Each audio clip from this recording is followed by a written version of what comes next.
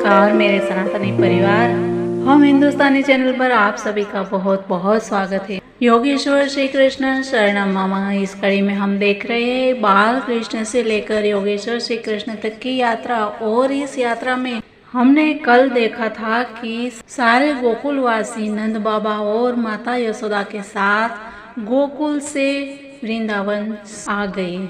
और ये क्यों आए मित्रों, ये वीडियो आपने नहीं देखी है। आप अगर इस चैनल पर नए हैं तो डिस्क्रिप्शन में इसका लिंक दिया हुआ है, और चैनल पर नए हैं तो हम हिंदुस्तानी चैनल को सब्सक्राइब कर लीजिएगा। साथ ही बाजू वाले ऑल वाले बेल आइकन को प्रेस करना भी मत भूलिएगा। तो मित्रों, आइए जानते हैं कि वृंदावन में श्री कृष्ण कौन सी लीलाएं करते हैं, क्या क्या कार्य करते हैं, कौन से असुर का संहार करते हैं और कंस को चुनौतियां देते हैं। तो आइए सब विस्तार से हम जानते हैं। एक बार जब श्री कृष्ण तथा बलराम यमुना के तट पर खेल रहे थे तो वत्सासुर नामक एक असुर बछड़े का रूप धारण करके दोनों भाइयों को मारने के उद्देश्य से आया। बछड़े का रूप धारण करने से यह असुर अन्य बछड़ों में मिल गया, किंतु श्री कृष्ण ने उसे देख लिया था। अतः उन्होंने तुरंत ही बलराम को इस असुर के घुस आने की जानकारी दी।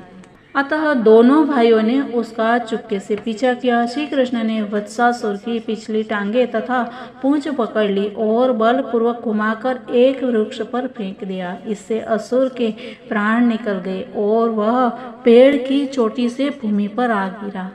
जब यह असुर भूमि पर मृत पड़ा था तो श्री कृष्ण के सारे संगियों ने आकर बधाई दी, बहुत अच्छे बहुत अच्छे। और देवतागण परम प्रसन्न होकर आकाश से पुष्प की वृष्टि करने लगे। इस प्रकार संपूर्ण सृष्टि के पालक श्री कृष्ण तथा बलराम नित्य प्रातः बछड़ों की रखवाली करते और इस प्रकार वृंदावन में ग्वालों की भांति अपनी बाल लीला का आनंद उठाते।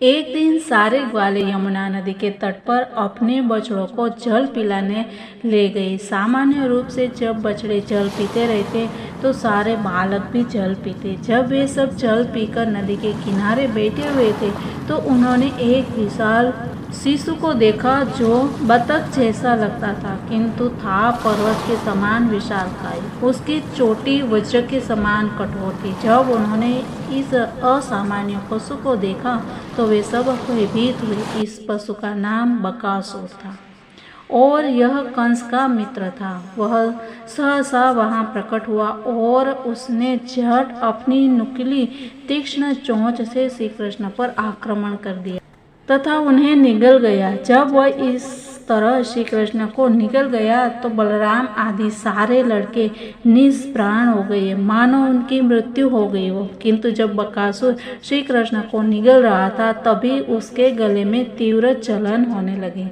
यह श्री कृष्ण के चमकदार तेज के कारण थी। उस असुर ने तुरंत श्री कृष्ण को ऊपर उछाला और अपनी चोंच में खींचकर मारना चाहा। बकासुर यह नहीं जानता था कि यद्यपि श्री कृष्ण नंद महाराज के पुत्र का अभिनय कर रहे हैं तो भी वे सृष्टि के रचयिता ब्रह्मा जी के आदि पिता है।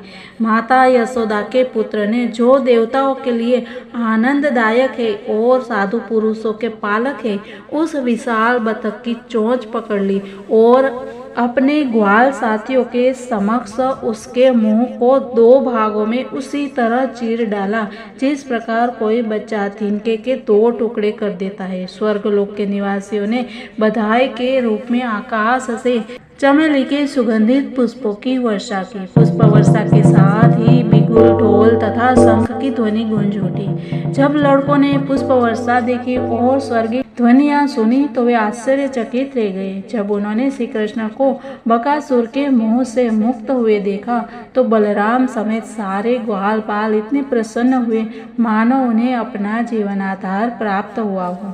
जैसे ही उन्होंने श्री कृष्ण को अपनी ओर आते देखा तो एक एक करके सबों ने नंद के पुत्र को गले लगा लिया।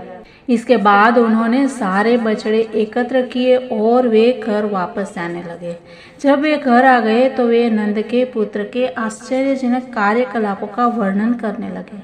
जब समस्त गोपियां तथा ग्वालों ने लड़कों से यह कहानी सुनी तो वे परम प्रसन्न हुए, क्योंकि वे श्री कृष्ण को अपने अंतःकरण से चाहते थे और उनकी महिमा तथा उनके विजय कार्यों को सुन सुन करके उनके प्रति और अधिक वत्सल हो उठे। यह सोचकर कि बाल कान्हा मृत्यु के मुख से लौट आया है, वे उनके मुखमंडल को और भी अधिक प्रेम तथा वात्सल्य से देखने लगे। वे चिंताओं से पूर्ण थे, किंतु श्री कृष्ण की ओर से अपने मुख हटा नहीं पा रहे थे।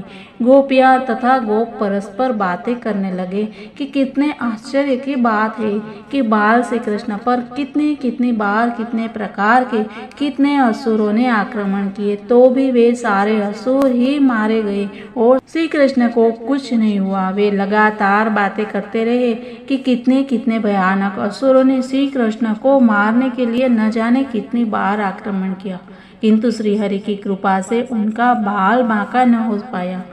उल्टे वे सब पतंग की भांति दीपक में जल मरे। इस प्रकार उन्हें उल्टे वह पतंग की भांति गिर के मर गए। इस प्रकार उन्हें गर्ग मुनि के वचन स्मरण हो आए, जिन्होंने अपने अपार बौद्धिक ज्ञान तथा ज्योतिष के आधार पर भविष्यवाणी की थी कि इस बालक पर अनेक असुरों का आक्रमण होगा। जब वे साक्षात देख रहे थे कि उनका प्रत्येक शब्द सत्य सिद्ध हो रहा है। नंद महाराज समेत वयोवृद्ध ग्वाले भगवान श्री कृष्ण तथा बलराम के आश्चर्यजनक कार्यों की चर्चा चलाते और इन बातों में इतने तल्लीन हो जाते कि उन्हें संसार के तीनों ताप भूल जाते। आज से 5000 वर्ष पूर्व नंद महाराज ने जो कुछ सुख का उपभोग किया, वे आज भी लोग इसका आनंद ले रहे हैं। इस प्रकार सागर पर सेतु बनाने वाले भगवान रामचंद्र के बंदरों तथा समुद्र को लांघ कर लंका जाने वाले हनुमान जी की लीलाओं का अनुकरण करते हुए बलराम तथा श्री कृष्ण अपनी बाल लीलाओं का आनंद उठाते रहे। वे अपने मित्रों के बीच ऐसी लीलाओं का अनुकरण करते हुए अत्यंत प्रसन्नतापूर्वक अपना बाल्यकाल बिताने लगे। और आगे वो कौन सी लीलाएं करते हैं मित्रों, ये देखना मत भूलिएगा। और हाँ, अगर आपको ये वीडियो पसंद आई है तो इसको लाइक और शेयर भी कर दीजिएगा। तो मिलते हैं कल की बातों में, तब तक के लिए सबको जय हिंद, वंदे मातरम, भारत माता की जय।